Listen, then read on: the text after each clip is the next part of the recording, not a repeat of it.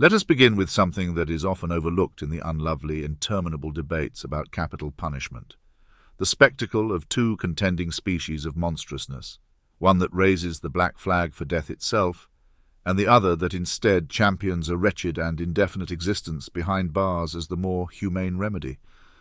Now I've lost count of how many times I've had the grave displeasure of hearing that the real torment is not to be put to death at all, but rather to be sentenced to a slow, creeping demise in some fortress of punitive architecture, there to suffer life without parole. The eyes of the speaker, who brandishes this as the civilized stance, shine with indignant pride as though they were offering the poor captive a thoroughly benevolent fate. And at once one sees that the defenders of life in prison as the worse punishment are no less monstrous in the moral sense than those who cheerfully volunteer the noose or the injection as swift retribution. The usual moral argument against capital punishment, predictably enough, hinges on the barbaric fact that the state presumes to extinguish a human existence. This is a premise with which I sympathize deeply and stand behind in principle. It is a significant, indeed a fatal moment, when a group of men and women wielding gavels, wearing black robes, or manning legislative halls, decide they shall cause the beating heart of another human to cease in the name of lawful justice. Whether you consider the culprit an incorrigible sociopath, a pitiless murderer, or a vile predator beyond the pale of redemption, let us not mince words. It is horrifying that society should find no better recourse than to orchestrate his or her execution. Yet so often, in the midst of condemning this lethal institution, the foes of the death penalty unwittingly present a loathsome alternative. They say, a fate far worse than death is to be locked up in perpetuity, as if the premeditated torment of consigning a prisoner to a dungeon for an entire natural lifetime is a satisfying salve for our moral consciences. Indeed, in this rhetorical flourish one sees how easily the self-congratulatory posture of being anti-death penalty can slide toward another form of sadism, subtler to be sure, but sadism nonetheless. For if the penalty's cruelty is what concerns us, the notion of indefinite confinement in a living tomb is hardly an elevation of compassion. It is, if we are honest, only a different brand of cruelty, one that takes its time over decades rather than minutes. Thus, on the one hand, we have the savage and ceremonious production of the death chamber, with its crooked moral logic that sets out to punish an act of violence by perpetrating an act of violence. Here is a spectacle wherein the state solemnly invests in the power to kill, elevating what should be the most extreme taboo, taking another's life, to the level of bureaucratic routine.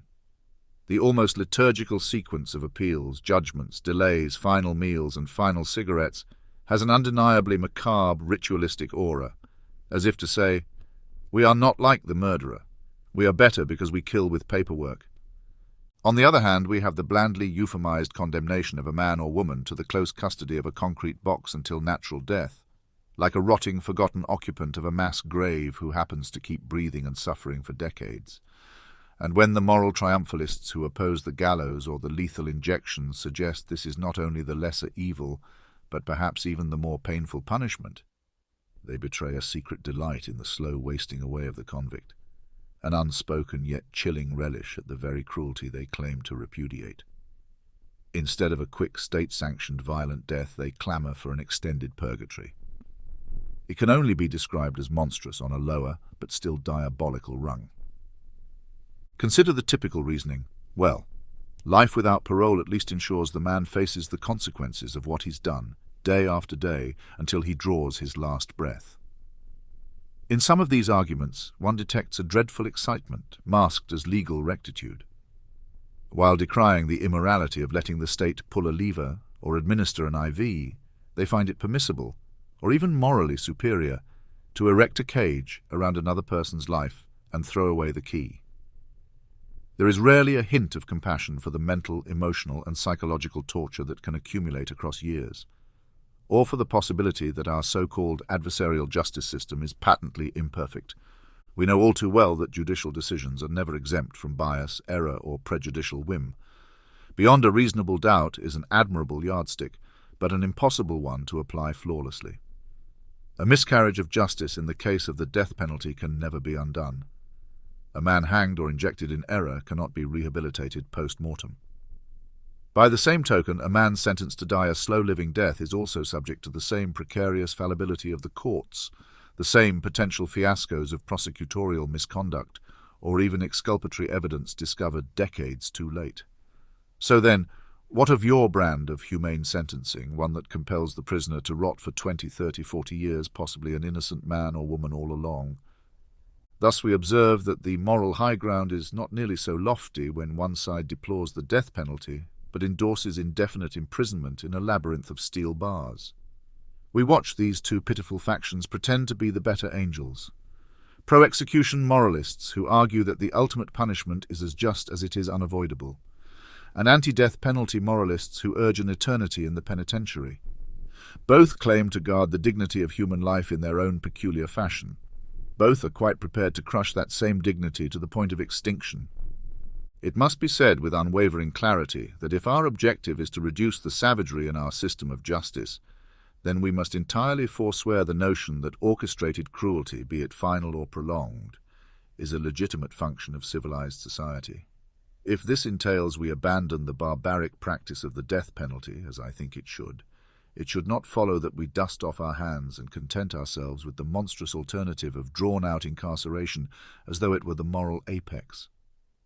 Compassion, if we are going to invoke that term, has to mean something more than exchanging one violent callousness for another that is incrementally slower. If the abolitionist aims to spare the convict from the indignity of a state execution, yet has no compunction about subjecting him to decades of sensory and psychological atrophy, how, pray tell, are they morally superior to the gallows crowd? The truth is that both are but different stations along the same cruel continuum, the worship of retribution rather than the pursuit of justice, the thirst for vengeance rather than the quest for a fair and sober arrangement of social order. To pretend that a living death is the more enlightened posture is to adopt a contortionist's moral stance, twisting reality until the monstrous is transfigured into something we can call humane. Both positions fail to place the highest premium on the worth of the individual, no matter how lost, how depraved, or how hateful that individual may appear. Both reveal that rather than seeking some rehabilitative or reparative approach, we are perfectly satisfied so long as the person is removed from ordinary life, either by a sudden mortal removal or by a slow penitent demise.